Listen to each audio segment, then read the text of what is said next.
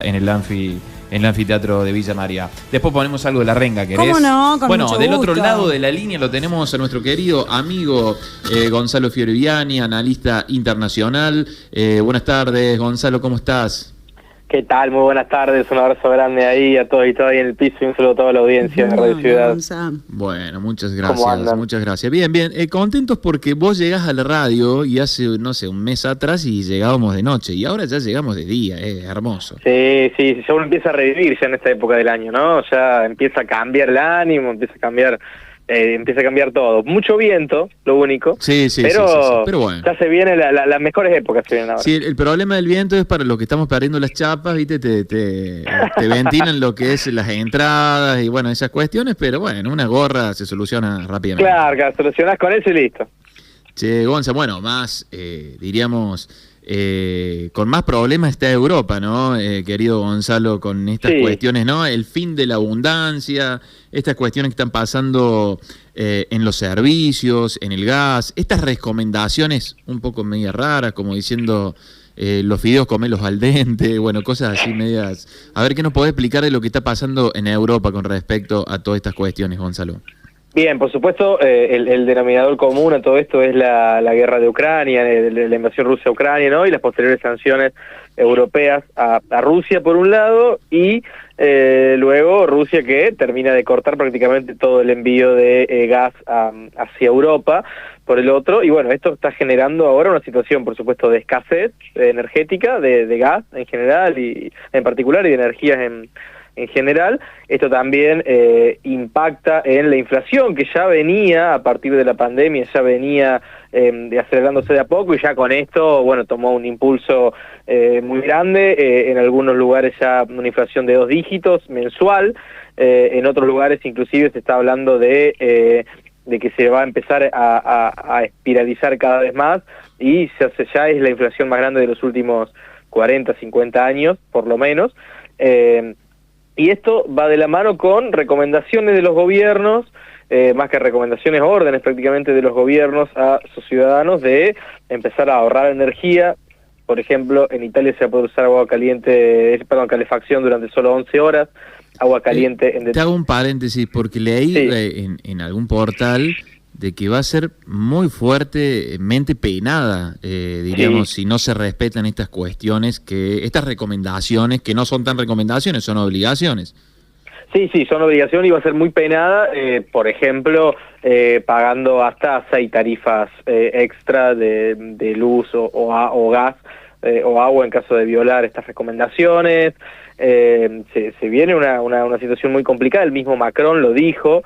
La era de la abundancia terminó en Europa, hay que prepararse por lo menos para 10 inviernos duros. Donde 10 inviernos duros. Eso es lo que están hablando por lo menos los expertos en energía, los funcionarios, ministros de energía, de ambiente, de Francia, de Alemania, del Reino Unido. Se está hablando de esto, de 10 años complicados en ese aspecto y de el fin del consumo irresponsable, dijo Macron, ¿no? Porque ahora va a haber que rendir cuenta de lo que se consume, va a ser una situación mucho más compleja, se termina la abundancia y empieza una era de escasez importante, ¿no? Y signada también por la incertidumbre geopolítica, por la incertidumbre económica. Y estas cuestiones de la guerra, obviamente que todo influye. Si bien, Gonza, como para explicarle al oyente, nosotros a lo mejor pagaríamos para tener esa inflación que algunos países empiezan a tener en Europa, pero podés contextualizar de lo que significa para ellos esta inflación que nunca la habían tenido de alguna forma. Claro, lo que sucede es que, por ejemplo, para focalizar en algunos casos particulares, Gran Bretaña no tiene esta inflación desde 1982.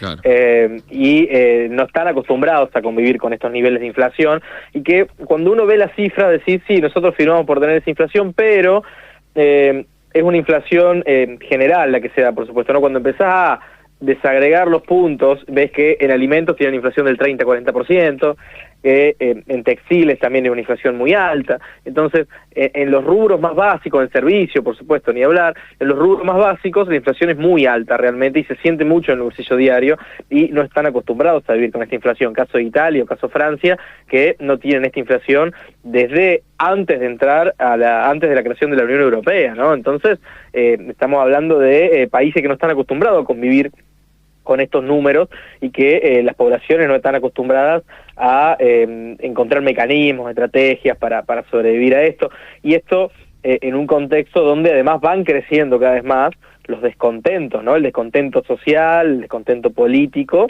que va de la mano, por supuesto, con la crisis económica. Por ejemplo, en Gran Bretaña se está hablando de la huelga general más grande de los últimos 30 años, de los últimos 40 años, una situación de paro. ¿Se va a hacer una huelga o ya se hizo? Se va a hacer una huelga en realidad. Claro, porque se están haciendo huelgas de distintos servicios, ¿no es cierto? Hay huelga permanente de transporte, de distintos rubros, pero ahora se está hablando de unificar todos los reclamos en una gran huelga general, que no sucede en Inglaterra desde los tiempos de Margaret Thatcher, ¿no? Entonces, claro, es un contexto social realmente muy complicado, y esto de la mano con surgimiento además de movimientos extremistas, extrema derecha. Es un momento particularmente bisagra, ¿no? complejo. En Europa, sí. En una parte de la nota lo así como que se encuentra ahí en un momento bisagra para la historia y obviamente para sus habitantes. Sí, sin ninguna duda, un momento completamente bisagra donde Europa deja de ser, de alguna manera, ese lugar donde, bueno, la tierra de oportunidades, donde había estabilidad, donde previsibilidad, se podía pensar a futuro. Hoy claramente eso ya no es más y lo estamos viendo en los números económicos, también el descontento social, y es algo que admiten inclusive los mismos dirigentes europeos como Macron, que quizá hoy es el dirigente europeo más importante de la Unión Europea, y él mismo lo dice, hay que prepararse para 10 años complicados y la abundancia probablemente no vuelva nunca más, los tiempos que ya vivimos en la última década, en las últimas 2 décadas. Esa Europa terminó. Y le sumamos a lo que escribiste en estos días, Gonza, sobre estos rencores del pasado y esta posible nueva guerra en Europa, Gonzalo. Sí, sobre que tenemos este panorama económico, político y social, y sobre que ya hay otra guerra en Europa, que es la de Rusia y Ucrania. Ahora también están subiendo las tensiones cada vez más entre Grecia y Turquía. Para contextualizar, 2 aliados de la OTAN, son 2 países miembros de la OTAN. Turquía no es miembro de la Unión Europea, aunque tiene un proceso de adhesión frenado desde 2009, siempre tuvo pretensiones de ingresar y por ahora no pudo hacerlo. Y hay cada vez más tensiones y una retórica cada vez más incendiaria, sobre todo desde Turquía hacia Grecia, por la militarización de las islas en el Mar Egeo y por cuestiones que vienen muy de larga data, ¿no? Grecia y Turquía se enfrentaron ya en 2 guerras, siendo una, por ejemplo, de 1922, donde los turcos cometieron varias masacres contra los griegos, y el mismo mandatario turco, Erdogan, estos días, les recordaba como en tono de amenaza a los griegos, bueno, acuérdense lo que pasó en 1922, en la masacre de Esmirna, sobre todo, que es donde Turquía incendió una ciudad griega y asesinó a 30.000 griegos y armenios. No sé, de alguna forma recordar el pasado es para que no vuelva a pasar, ¿no? En el presente. Acá lo recuerdan para amenazar. Exactamente, le dijeron, recuerden lo que pasó ahí, como diciendo, puede volver a pasar si nos enfrentamos. Es realmente terrible, ¿no? Que un presidente de un país le diga eso a otro.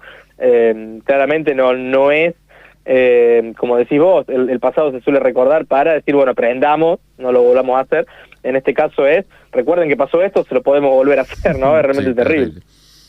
Ana acá quiere hacerte algunas preguntillas. Sí, algo que tiene... ¿Cómo andás, Gonza, querido? Vos sabés que me quedo ahí en Europa precisamente, y el otro día creo que con Mati hablábamos de esta migración que se estaba dando de argentinos.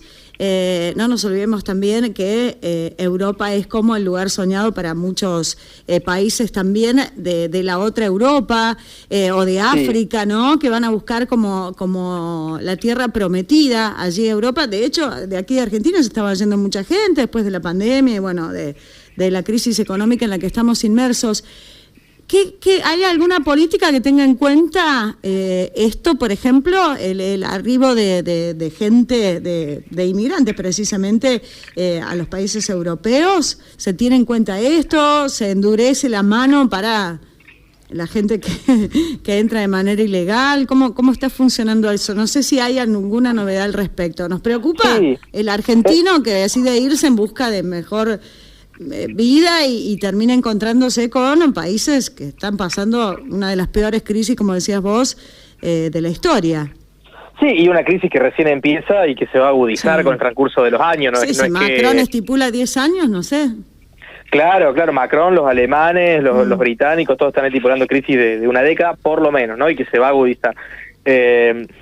Hay políticas, no hay en realidad política desde los estados. Lo que sí sucede, como en todo momento de crisis, es que se agudizan los discursos xenófobos y el rechazo al inmigrante, ¿no? Es decir, bueno, cuando los recursos son finitos es cuando decís, bueno, primero cuidar los nuestros y después vemos si vienen o no gente de otros países. Entonces eso sí está pasando y eso también explica de alguna manera el auge de partidos más de, si se quiere, de extrema derecha, de ultraderecha. De hecho, ahora en Italia hay elecciones la semana que viene, dentro de 2 semanas, donde se va a elegir nuevo gobierno y quien gane seguramente va a ser Giorgia Meloni, que es una dirigente política de ultraderecha que, por ejemplo, reivindica a Mussolini y rechaza de plano cualquier tipo de inmigración. Lindo el mundo que se presenta. El panorama está hermoso. Y en Gran Bretaña... ni hablar. Olvídate, de Guatemala a Guatepeor. Tal cual. Y la nueva primera ministra en Gran Bretaña, por ejemplo, reivindica a Margaret Thatcher, ¿no? Como para dar una idea de... Estaba viendo, como para seguir contextualizando, ¿no? El rey Carlos, que asumió hace medianamente unos días, qué carácter. Que tiene un carácter, bueno, que así bastante ácido, ¿no? Enojón. Malondón, porque... Malondón. Hablando un poco en serio, un poco en chiste. Se tomó un franco, porque está ¿Te recuerda a alguien? Tuvimos un presidente parecido. Sí, no... vos pensás que estuviste toda tu vida esperando algo que te llega a los 73 años. Claro. Debe estar indignado. Entiendo que va por ese lado su mal humor. Y ya se tomó. Ya no tiene más ganas. no tiene ganas. Ya está en edad de jubilarse. Bueno, se comenta, Gonzalo, no sé, en los foros internacionales, como que va a ser un monarca horrible. Esa es la sensación que da, ¿no es cierto? Bueno, también está claro que hay otras generaciones que vienen ya pechando de atrás y que probablemente sea un reinado corto en ese sentido, ¿no? Seguramente en algún momento se le va a dar lugar a quien sigue en la línea de sucesión. Exactamente, y de alguna manera se renueve generacionalmente también la monarquía, ¿no? Y se le dé un golpe de aire fresco. Perdón, pero en la línea de sucesión, ¿quién sigue? Viene, si no recuerdo mal, el príncipe Andrew, el príncipe Andrés. Si no estoy pero equivocado. No, le habían quitado todos sus títulos. La reina creo que le había quitado todos sus títulos recordemos que está hay uno que se fue involucrado en casos... No, es cierto. Sí. Él era el que estaba involucrado y estaba en la sucesión, pero le habían quitado los títulos. Entonces el que sigue el príncipe Guillermo, porque el príncipe Harry renunció a todo y se fue a vivir a Estados Unidos. Sí. Entonces, dicen que hubo una negociación muy fuerte para que el príncipe Harry esté presente. Negociación muy fuerte no económica, nada. ¿no? Económica, como que le pagaron para que esté. Sí, porque él no quería saber nada, él está como en otra vida ya en Estados Unidos, y no quería saber nada con eso. De hecho renunció a todos sus títulos, no quiere tener nada que ver con la monarquía. Entonces es cierto lo que decían, se hablaba de una negociación grande para que esté, y en un momento político sucede esto, en un momento político complicado, tremendo, ¿no? Sí, tremendo. Donde todo lo que hablábamos recién, ¿no? Todas estas cuestiones. Están muy lejos, esto te pregunto a vos que sos un conocedor en la materia, pero es algo que uno viene con lo que viene soñando, ¿no? ¿Estamos muy lejos de hablar del final de la monarquía?